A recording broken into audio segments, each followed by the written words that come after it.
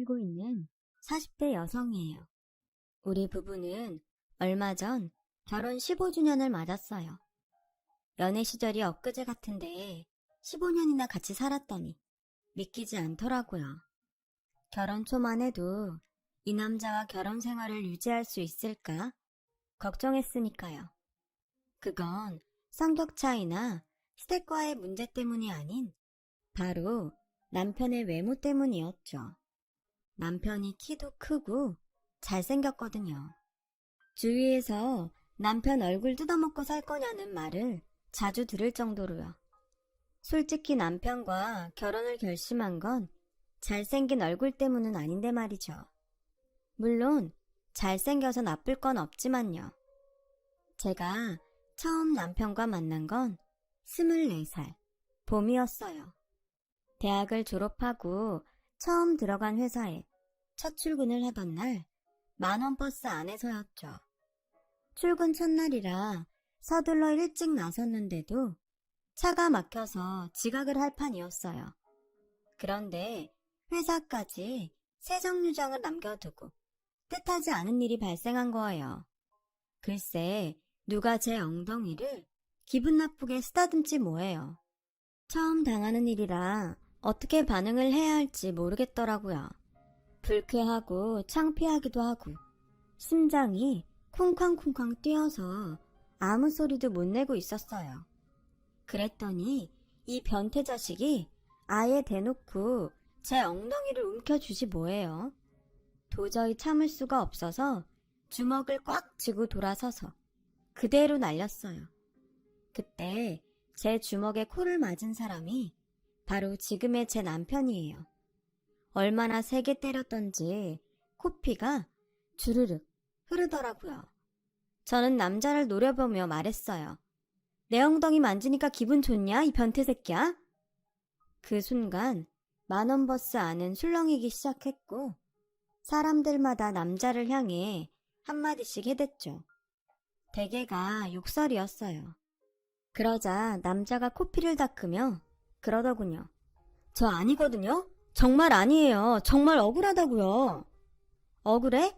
내 뒤에 서 있는 사람이 너밖에 더 있어? 어디서 뻔뻔하게 거짓말이야. 너 같은 놈은 평생 깜빵에서 콩밥이나 먹고 살아야 돼. 저를 비롯해 10,000원 버스 안의 승객들은 그 남자를 향해 경멸에 가까운 눈빛을 보냈어요. 그때였어요. 기사님이 큰 소리로 그러시는 거예요. 어떻게 경찰서에 세워줘요 말아요. 그런데 사람 마음이 참 간사하더라고요. 마음 같아선 당장 변태 자식을 경찰서로 끌고 가고 싶었지만 그랬다가는 출근 첫날부터 지각을 할 게 뻔해서 고민이 되더라고요. 그래서 결국 경찰서로 가는 건 포기하고 말았어요. 너 운 좋은 줄 알아? 첫 출근 날이라 그냥 보내주는 거니까 앞으로 내 눈에 띄면 죽을 줄 알아? 저는 남자를 노려보며 소리쳤어요. 살벌한 욕설을 섞어서요. 남자는 고스란히 그 욕을 듣고 있었죠. 그렇게 버스가 회사 앞에서 정차를 했고 저는 내리자마자 달리기 시작했어요. 근데 한참을 달리다 보니 글쎄 남자가 저를 쫓아 달려오고 있지 뭐예요. 순간 겁도 나고 이놈이 미쳤나 싶었어요. 설마 사람들 앞에서 망신 줬다고 복수하려는 거 아니야? 생각이 거기까지 이르자 경찰서에 가서 신고할 걸 그랬다는 후회가 밀려왔어요. 하지만 이미 버스는 떠난 후였고 일단은 회사 건물까지 죽기 살기로 뛰어야겠다는 생각뿐이었죠. 그렇게 달려서 회사에 도착하자마자 저는 숨을 헐떡거리며 소리쳤어요. 치안! 여기 치안이 있어요! 그 소리에 경비 아저씨가 달려왔어요. 저는 경비 아저씨 등 뒤에 숨으며 아저씨, 저 사람 성추행범이에요. 버스에서부터 저를 쫓아왔다고요. 경비 아저씨는 제 말을 듣곤 남자를 막아섰어요. 그러자 남자가 한숨을 푹 쉬더니 뭔가를 내밀더군요. 그건 다름 아닌 사원증이었죠. 영업부 직원입니다. 저 성추행범 아니에요. 저 여자가 오해하는 거라고요. 그 말에 경비 아저씨는 제게 되물었어요. 어떻게 된 거예요? 정말 성추행범 맞아요? 그러니까 저 사람이 분명 제 엉덩이를... 순간 출근을 하던 직원들의 시선은 온통 제게 쏠렸고 그 바람에 긴장한 저는 말도 제대로 나오지 않았어요. 그러자 남자는 정색을 하며 그러더군요. 100번 양보해서 성추행을 당했다 쳐요. 하지만 내가 그런 게 아니라고요. 좋아요. 내가 반드시 그놈 잡을 테니까 그때 가서 딴소리 하지 마세요.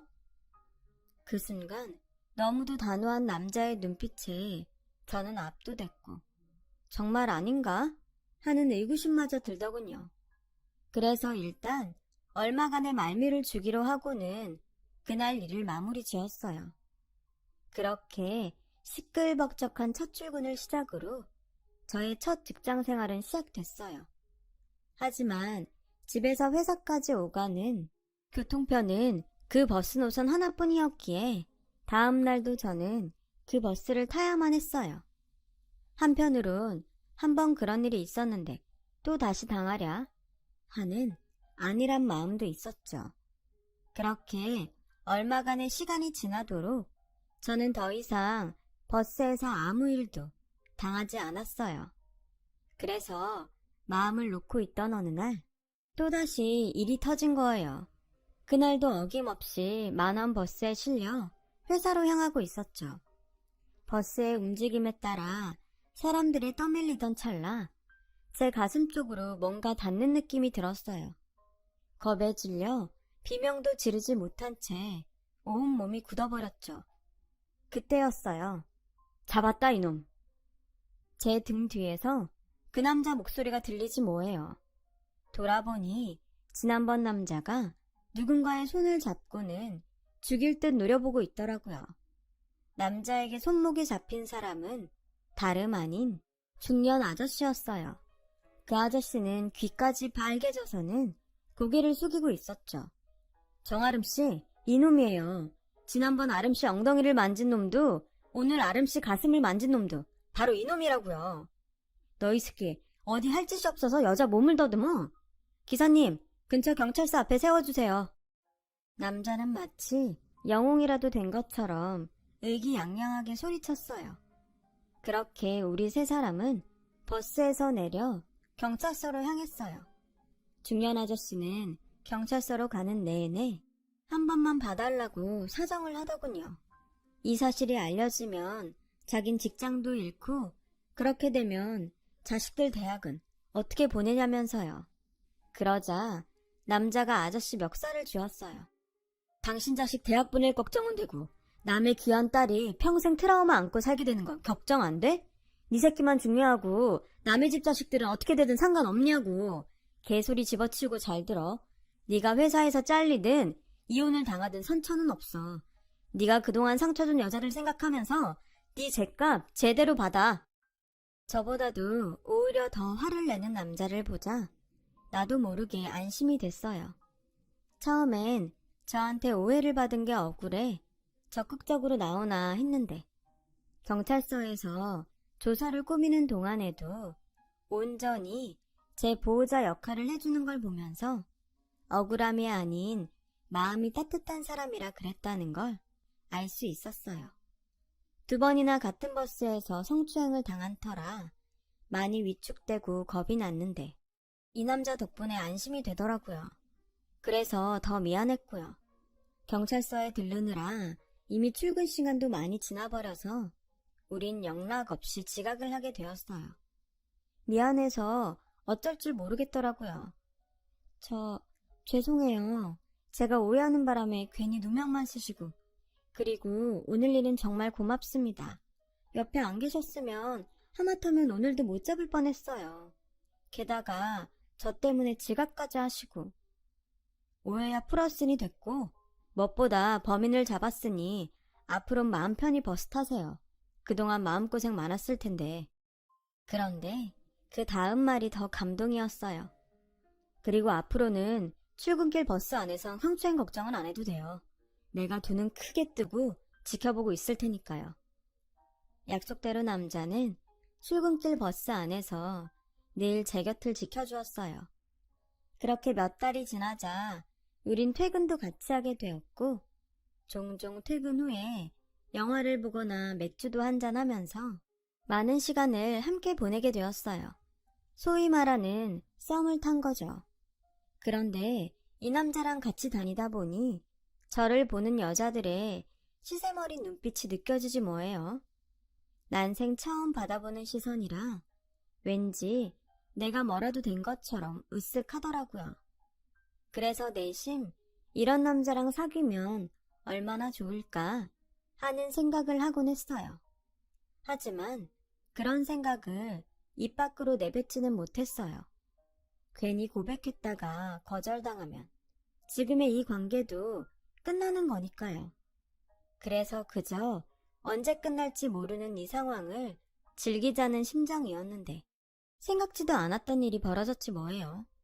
그날도 퇴근 후 둘이 영화를 보러 종로에 나간 참이었는데 글쎄 극장에서 전 남친과 딱 마주친 거예요. 저를 만나면서 양다리를 걸쳤던 놈이라 더럽게 끝난 사이였죠. 전 남친 옆에는 예쁘장한 새 여친이 있더라고요. 여자 혼자 처량하게 극장을 나오고 너 아직도 솔로야? 설마 아직 날 못 잊어서 그러는 건 아니지? 그럼 내가 너무 미안해지는데. 뚫린 입이라고 멋대로 짓거리더군요. 그때였죠. 팝콘을 사러 갔던 남자가 제게 다가왔어요. 자신에 비해 키도 크고 얼굴도 훨씬 잘생긴 남자가 제 곁으로 오자 전 남친은 물론 그의 여친도 놀라는 눈치더군요. 마치 안 싸웠는데 이긴 느낌이랄까? 암튼 그랬어요. 그런데 남자는 상황을 눈치챘는지 제 어깨에 팔을 두르며 마치 애인인 것처럼 행세를 하지 뭐예요. 자기야, 영화 시작하겠다. 들어가자. 그 말에 저는 고개만 끄덕였어요. 그렇게 아무렇지 않게 남자에 이끌려 상영관으로 향하는데 전 남친의 여친이 저를 부러운 눈빛으로 쳐다보더군요. 아마 그때였을 거예요. 제가 용기를 내기로 결심한 건. 영화가 끝나고 남자와 버스 정류장으로 가는 길에 저는 고백을 했어요. 더 이상 이런 관계는 힘들 것 같아요. 제가 좋아하게 됐거든요, 그쪽을요. 수줍은 마음에 제 할 말만 하곤 도망치듯 가려는데 남자가 제 손목을 잡아 세우더라고요. 아니, 고백을 했으면 대답은 듣고 가야 되는 거 아닙니까? 잘 됐네요. 안 그래도 언제 말해야 하나 고민하고 있었는데. 이참에 우리 사귀는 거 어때요? 서로 마음도 확인했겠다. 머뭇거릴 이유 없잖아요. 안 그래요? 나중에 안 사실이지만 남자는 버스에서 저와 처음 만났던 그날부터 저를 마음에 두고 있었다고 하더군요. 성추행범으로 몰리는 바람에 상황이 꼬여서 관계가 틀어지면 어쩌나 많이 걱정했다고요. 다행히 진범을 잡아서 관계가 회복됐고 그날 이후 연애하는 기분으로 저랑 만날 수 있어서 좋았다나요. 그러니까 우리 정식으로 사귀자고요. 이미 연애는 시작된 기분이지만.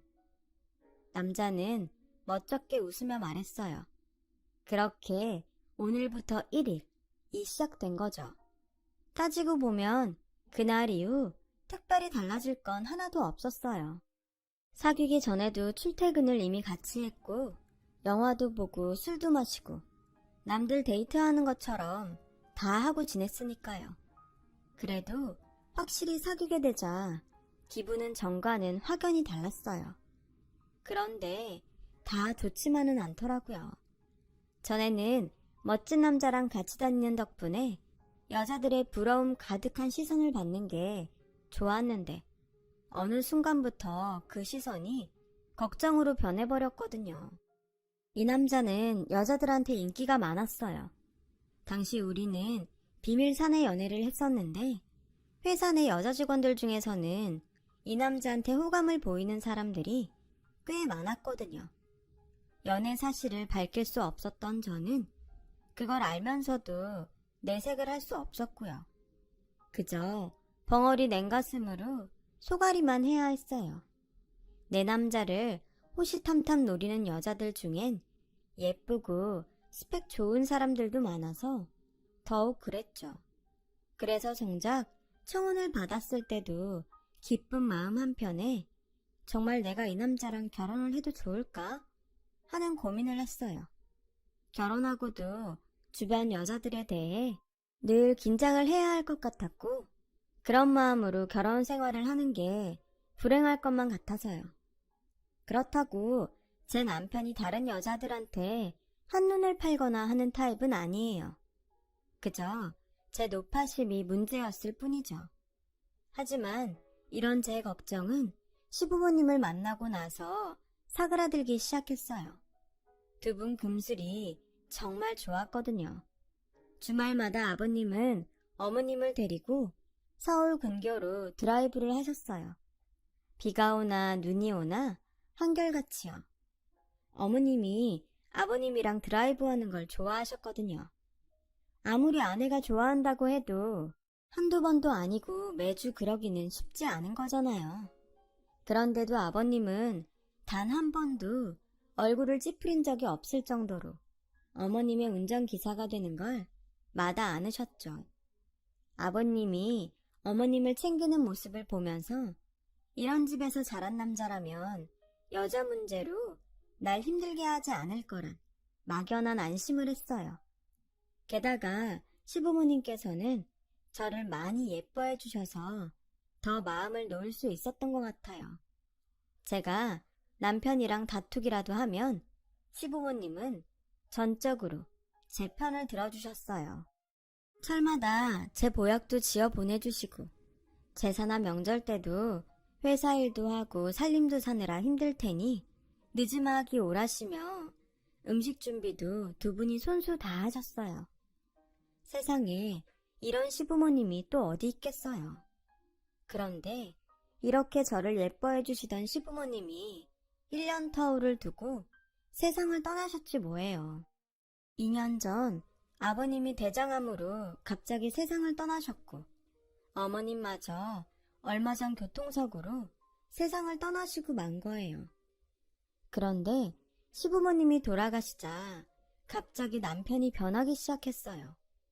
시작은 어머님 장례식이 끝나고 다음 날부터였죠. 아침 일찍 걸려온 전화에 남편이 자다 말고 일어나 베란다에 나가 통화를 하더라고요. 정확한 통화 내용은 듣지 못했지만 간간이 들리는 소리에 따르면 남편이 쩔쩔매며 통화 상대한테 조금만 참고 기다려달라고 사정을 하더라고요. 30분 넘게 통화를 한 남편은 세수도 안 하고 바로 집을 나갔어요. 그리곤 새벽녘이 돼서야 집에 돌아왔죠.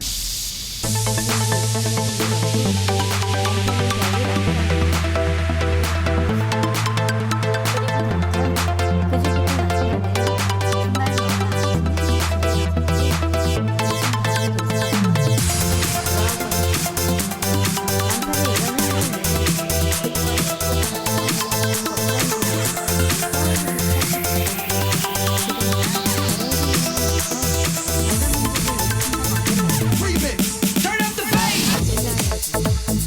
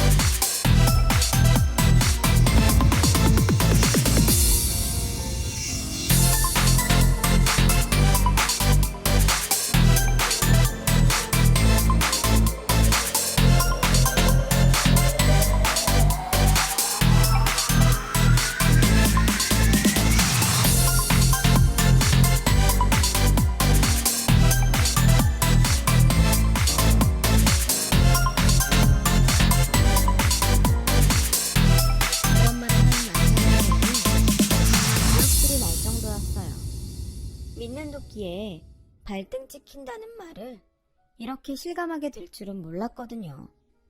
그렇다고 지금에 와서 이혼을 한다는 건 더더욱 생각하기 힘들었어요. 몇 년 전 다니던 직장을 그만둔 데다 초등학생과 중학생인 두 딸의 미래를 생각하니 선뜻 이혼 소리를 낼 수 없었거든요. 그리고 무엇보다도 그동안 남편과 살아온 제 인생이 허무하게 무너지는 게 참을 수가 없어서 도저히 그럴 수가 없었죠. 그래서 직접 내 눈으로 확인을 해야겠다 생각했어요. 그래서 토요일 아침 일찍 집을 나서는 남편을 뒤따라갔어요. 남편은 한참을 달리다가 고속도로 휴게소에서 호두 과자며 이런저런 먹거리를 한아름 사들고는 다시 차에 오르더군요. 내연녀에게 줄 간식 같았어요. 그 모습을 보니 피가 끓는 것 같았죠. 그리곤 다시 한참을 달려갔고 그러다가 남편의 차는 서울에서 꽤 떨어진 경기도 외곽의 외진 병원 앞에서 멈췄어요. 저는 택시비를 지불하고 남편을 뒤쫓아 병원 안으로 들어갔죠. 가보니 남편은 면회실에서 누군가를 기다리고 있더라고요. 아마도 내연녀가 병원에 입원 중인 모양이었어요. 그리고 잠시 뒤 남자 간호사와 함께 누군가 남편 앞으로 다가왔는데 맙소사, 남편과 똑같이 생긴 남자더라고요. 남편이 쌍둥이라는 말은 들은 적이 없던 터라 저는 하마터면 소리를 지를 뻔했지 뭐예요. 여자가 아닌 건 다행이었지만 쌍둥이 형제가 있다는 걸 결혼기간 내내 숨기고 있었다는 배신감은 또 다른 분노를 일으켰어요. 남편은 물론이고 믿었던 시부모님조차도 제게 비밀로 했으니까요. 그런데 남편의 쌍둥이 형제의 눈빛이 왠지 불편하더라고요. 두 사람이 면회를 하는 내내 남자 간호사가 옆에서 지키고 있는 것도 좀 그렇고요. 그러고 보니 급하게 남편을 쫓아오느라 이곳이 어떤 병원인지도 몰랐더라고요. 그래서 병원 이름을 찾아보려고 두리번거리는 그때 형수님 맞죠? 남편의 쌍둥이 형제가 저를 보곤 웃으며 부르지 뭐예요. 그제야 제가 뒤따라온 걸 알게 된 남편은 귀신을 본 사람처럼 놀라더군요. 아니, 당신이 어떻게 여길... 뭐야, 형이랑 같이 온 거 아니었어? 형수님, 저 처음 보죠? 난 사진으로 많이 봤는데 소혜랑 지혜는 잘 있어요? 마치 예전부터 아는 사이였던 것처럼 다정하게 대하는 시동생의 모습에 저는 당황해서 아무 말도 못하고 그 자리에 굳은 채 서 있었어요. 그러자 그런 제 모습이 불쾌했는지 시동생이 대뜸 그러더군요. 왜요? 정신병원에 사는 시동생이라 말도 섞기 싫어요? 나 미친 사람 아니에요. 날 여기에 버려둔 형이랑 엄마 아빠가 미친 거지. 안 그래 형? 그 말을 하는 내내 눈빛이 점점 살기를 띠기 시작하던 시동생은 급기야 광기를 뿜으며 난동을 부리기 시작했어요. 테이블을 밀치고 의자를 들고 위협을 해댔어요. 그러자 남편은 제 손목을 잡아 끌고 병원 밖으로 나왔죠. 그리곤 한참 동안 제자리를 서성이며 어떻게 말을 꺼내야 할지 고민을 하는 모습이었어요. 여보, 내가 당신한테 진작 말을 했어야 했는데 그러지 못해서 미안해. 좀 전에 그 사람은 내 쌍둥이 동생이야. 조현병이 심해서 고등학교 졸업하곤 계속 병원에서 살고 있어. 결혼 전에 말을 할까 했는데 도저히 용기가 안 나서 말을 못했어. 정말 미안해.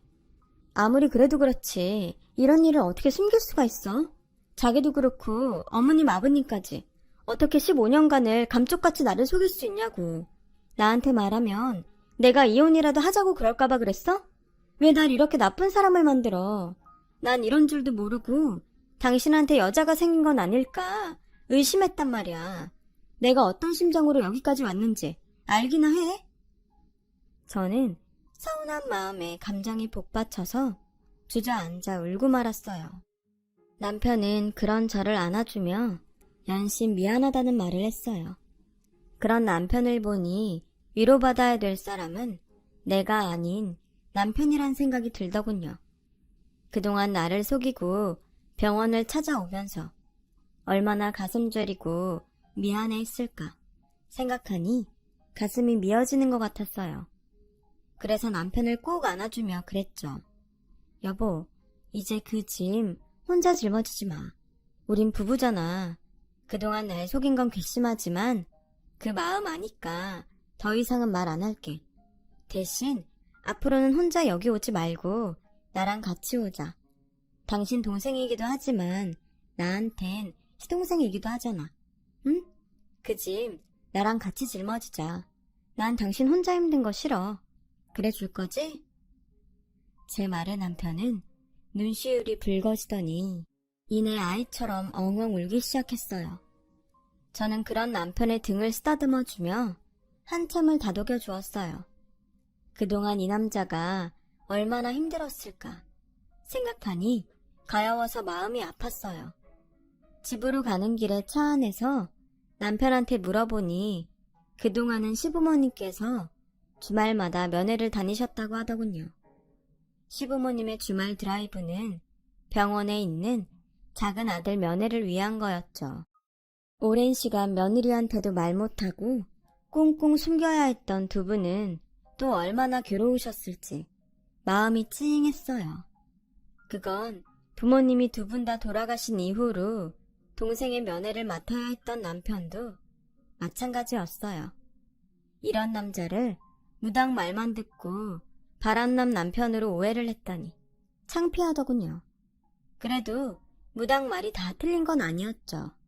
남편과 절대로 끊을 수 없는 사이란 건 맞았으니까요. 결국 용하다는 무당 말은 반은 맞고 반은 틀린 셈이에요. 그렇게 남편의 외도 추격전은 엉뚱하게 끝이 났고 그 후로 우리 부부는 시부모님이 그러셨던 것처럼 주말마다 드라이브를 나섰어요. 이런 우리 부부를 보고 중학생 큰 딸은 이러다가 늦둥이 막내 동생을 보는 거 아니냐며 놀려대더군요. 남편과 저는 그런 딸들의 우스갯소리를 들으며 여전히 주말 외출을 하고 있어요. 생각 같아선 두 딸들한테 삼촌의 존재를 알리고 싶긴 하지만 시동생 상태가 심각해서 그러긴 힘들 것 같아요. 나중에 두 딸이 이 사실을 알게 된다 해도 제가 그랬던 것처럼 딸들도 이해해 줄 거라고 믿어요. 아픈 둘째 아들 때문에 평생 마음에 빚을 지고 사셨던 시부모님과 가족들에게도 말 못하고 부모의 짐을 떠안아야 했던 제 남편을 생각하면 여전히 마음 한편이 아려와요. 그래서 앞으로도 묵묵히 가족과 동생을 지켜내고 있는 듬직한 내 남편을 누구보다 아끼고 사랑해줄 생각입니다. 아내의 이름으로 말이죠. 긴 사연을 들어주셔서 감사드려요. 소중한 가족과 행복한 하루 되시길 바랍니다.